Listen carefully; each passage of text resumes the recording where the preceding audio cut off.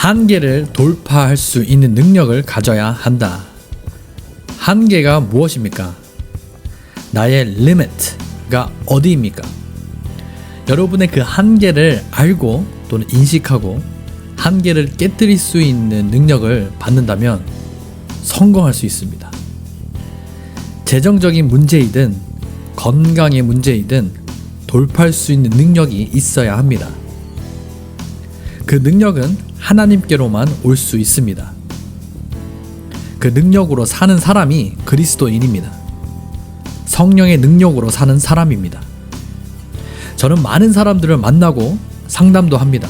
때로는 믿지 않는 사람들의 사고방식에 제가 놀랄 때가 많습니다. 하나님을 모르는 사람인데 그들의 생각과 자세에 놀랍니다. 그들은 오히려 어려움을 극복해 가고 길을 찾고 돌파구를 만들어냅니다.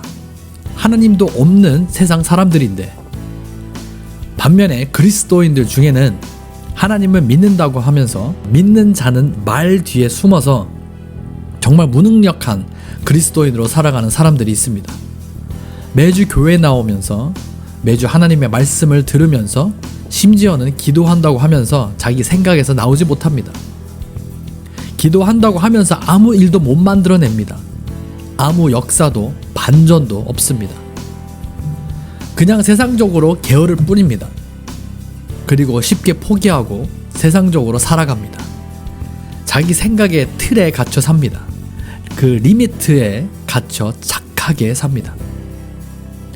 야곱은 정말 힘든 상황 가운데 있었습니다. 물론 도망자의 신세에서 가정을 이루었습니다. 그러나 삼촌 라반의 욕심이 많고 사기를 많이 쳐서 재정적으로 야곱은 곤란한 상황에 처합니다. 자기는 약속한 대로 성실하게 일했는데, 그러나 수고하고 열심을 다해도 재정적인 기반을 만들지 못합니다. 삼촌 라반이 계속 조건을 바꾸니 얼마나 억울하고 열받겠습니까? 이게 야곱의 현실이고 상황이었습니다. 누구나가 이런 현실이 있습니다. 하지만 야곱은 그 현실에서 무너지지 않았습니다. 포기하지 않습니다. 결국 돌파구를 만들어냅니다. 하나님을 찾고 하나님의 도움을 받습니다. 이게 믿는 삶입니다. 결국 하나님이 지혜를 주시고 전략을 주셨습니다. 하나님의 은총이 야곱의 삶에 있으니까 형통하게 됩니다. 돌파를 만들어냅니다. 상황과 환경이 여러분을 형통하게 하는 게 아닙니다. 이런 사람은 상황이 또다시 바뀌면 영향을 받고 무너집니다.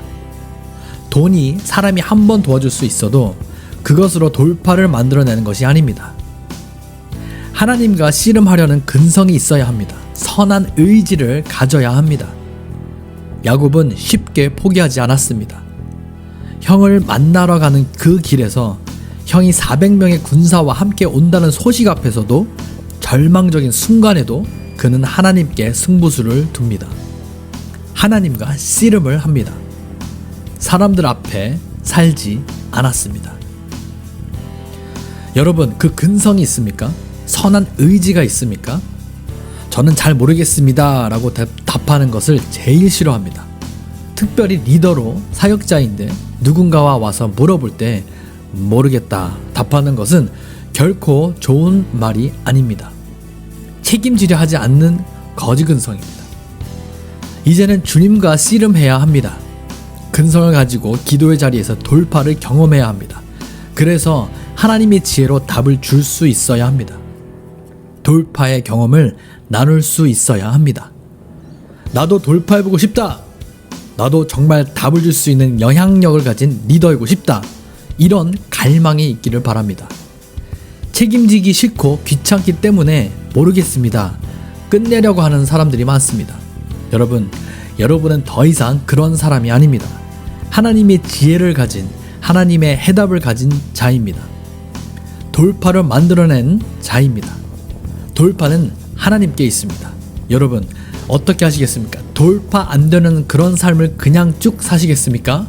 아니면 하나님과 씨름하며 돌파를 경험하시겠습니까? 저는 한계에 갇혀 살고 싶지 않습니다. 저는 답답하게 묵고 묶여 살거나 그거를 원치 않습니다. 저는 한계 없는 삶을, 무한한 하나님과 함께 하는 삶을 선택했습니다. 아멘.